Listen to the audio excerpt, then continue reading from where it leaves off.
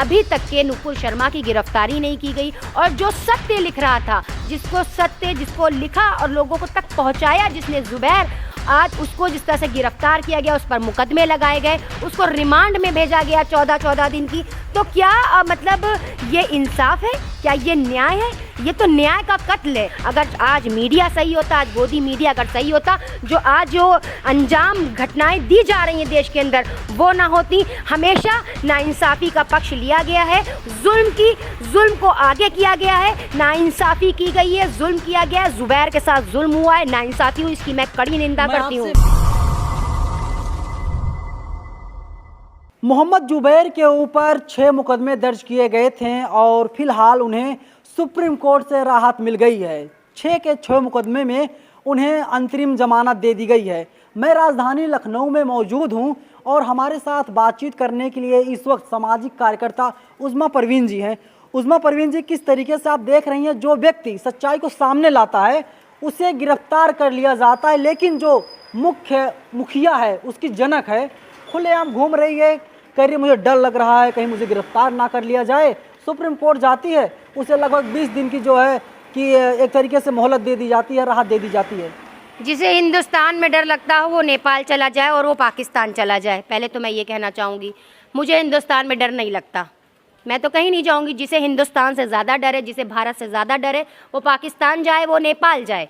और दूसरी बात रही, जो खुलेआम ये नुपुर शर्मा टहल रही हैं, तो इनके लिए क्या भारत सरकार ने क्या सोचा है? भारत सरकार अभी तक इतने नुकसान सह चुकी है, लेकिन अभी तक के नुपुर शर्मा की गिरफ्तारी नहीं की गई। और जो सत्य लिख रहा था, जिसको लिखा और लोगों को तक पहुँचाया जिसने, जुबैर, आज उसको जिस तरह से गिरफ्तार किया गया, उस पर मुकदमे लगाए गए, उसको रिमांड में भेजा गया 14-14 दिन की। तो क्या मतलब ये इंसाफ है? क्या ये न्याय है? ये तो न्याय का कत्ल है और ये संविधान का कत्ल है। हमारा संविधान क्या कहता है कि बिना भेदभाव, ऊंच नीच, बिना किसी जात पात के आप इंसाफ करिए, न्याय करिए। आप उस न्याय की धज्जियां उड़ा रहे हैं, आप उसको न्याय को पैरों तले रौंद रहे हैं और उस नुपुर शर्मा को संरक्षण दे रहे हैं जिसने भारत को बदनाम करके रख दिया। इंटरनेशनल लेवल पर तक इसकी छवि जो गई है। बीजेपी ने पार्टी से 6 साल के लिए निकाल दिया। अरे भाई, एहसान नहीं किया, निकाल दिया। क्यों नहीं किया? इतनी बड़ी प्रवक्ता है, उन्हें निकाल दिया। अरे तो मतलब किसी के खिलाफ कोई FIR दर्ज नहीं होगी? किसी FIR दर्ज हुई ना, तो फिर मुकदमा उसके नाम क्यों लिखा गया? फिर जुबैर को गिरफ्तार क्यों किया गया? भाई वो धार्मिक भावनाएं आहत कर रहा था, भड़का रहा था। तो ये दिल्ली पुलिस क्या बोल रही थी? मोहब्बत कर रही थी, मोहब्बत भड़का रही थी, या मोहब्बत का पैगाम दे रही थी पूरे देश के अंदर, या लोगों को एक दूसरे से जोड़ने का काम कर रही थी? ये नुपुर शर्मा क्या कर रही थी? तो आप जिस तरह से जुबैर के ऊपर इल्जामात लगाते हैं, जबकि आप जुबैर के स्टेटमेंट उठाकर देखेंगे, सिर्फ वो फैक्ट फाइंडिंग कर रहा था। फैक्ट फाइंडिंग यानी सच्चाई को सामने ला रहा था। तो अगर फैक्ट फाइंडिंग करना इस देश में गलत है, तो मुझे लगता है कि चौथा स्तंभ जो भारत का है, वो लंगड़ा हो चुका है, लूला हो चुका है, अंधा हो चुका, बहरा हो चुका है। क्योंकि जितने भी गोदी मीडिया के लोग हैं, वो इस वक्त अंधे, गूंगे, बहरे हैं और संविधान का कत्ल है। ये सब संविधान के कातिल हैं। इन्होंने संविधान को घोलकर, निचोड़कर पी लिया है। इनको कुछ नहीं आता, इनको सिर्फ वही आता है जो अपनी राजनीति चल रही है। इनका आज लोकतंत्र नहीं बल्कि शाही तंत्र है, राजतंत्र चल रहा है। जो राजा कहेगा वही होगा, प्रजा उसी बात पर एग्री होगी जो राजा जिस बात पर। आज तक एक एंकर हैं, शायद आपने नाम भी सुना होगा, देखा भी होगा, उनका नाम है अंजना कश्यप। वो कहती हैं कि मोहम्मद जुबैर जो है सोशल मीडिया का पत्थरबाज है, ये पत्थरबाजी करता है, जो जिस मामले मुसलमानों को फ़ायदा होता है उसी मामले पर फैक्ट चेक करता है।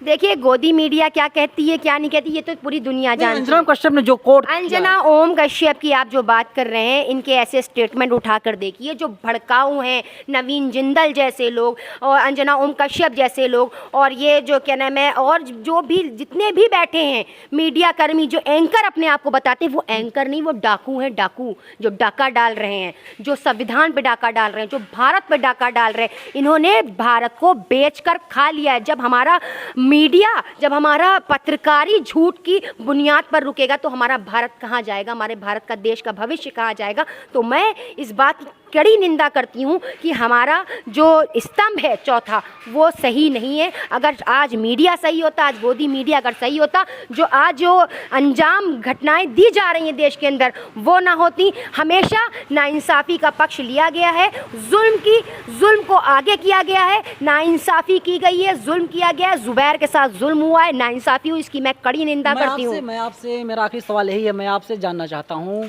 कि आप लोग क्या चाहते हैं, नुपुर शर्मा के खिलाफ कौन सी ऐसी कार्रवाई हो जाए जिससे आप लोग खुश हो जाएं, आप लोगों को लगे कि मोहम्मद जुबैर के साथ जिस तरीके से अत्याचार किया गया।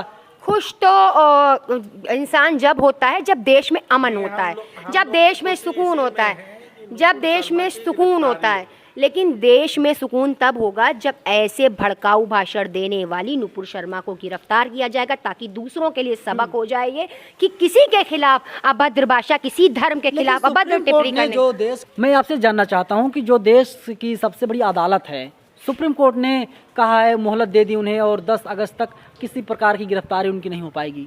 देखिए, बहुत शुक्रगुजार हूँ मैं सुप्रीम कोर्ट की, और मुझे पता है न्याय सुप्रीम कोर्ट करेगी और वो फैसला करेगी। वो हम उसका सम्मान करते हैं, उसके हर फैसले का सम्मान करते हैं, चाहे वो जिस तरह से हो। लेकिन हम ये चाहते हैं संविधान मरना नहीं चाहिए, संविधान जिंदा रहना चाहिए। यही हमारे भारत की खूबसूरती है, यही हमारे भारत की पहचान है। फिलहाल नुपुर शर्मा की गिरफ्तारी होनी चाहिए जो अब तक के नहीं हुई है, और जुबैर को इसलिए आज़ाद होना चाहिए क्योंकि वो हक लिख रहा था, सच लिख रहा था, उसने कोई गलत काम नहीं किया था।